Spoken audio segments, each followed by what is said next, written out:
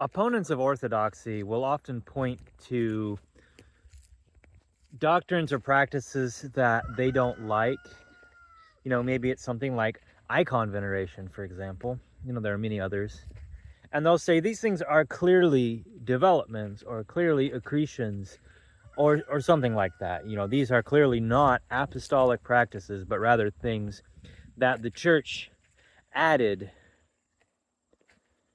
And they'll always play this game where they'll point to the Emperor Constantine and use him as kind of a scapegoat and say anything that we don't like is Constantine's fault.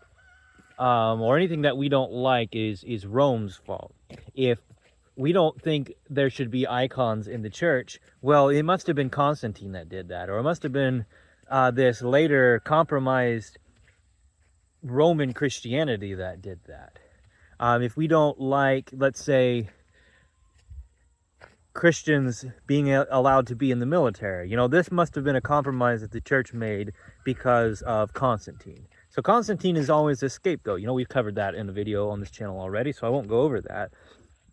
But what I want to say to you is that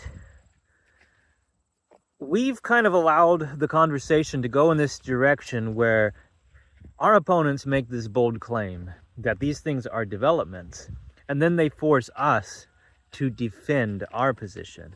But what I want to say to you all is it really goes the other way, that we have a long-standing tradition, and very often these things are not just traditions limited to, let's say, Byzantine Christianity or Roman Catholicism, but they're also things that you'll find in Egypt, in Ethiopia, Armenia,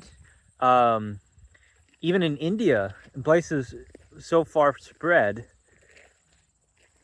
And plus we have this long-standing tradition in the church. And what I want to ask you, what I want to challenge you as opponents of orthodoxy is to present me with evidence, present us with evidence, prove that it's what you say it is, prove that these things are developments, prove that these things don't belong in the church. Prove this by showing me the controversy,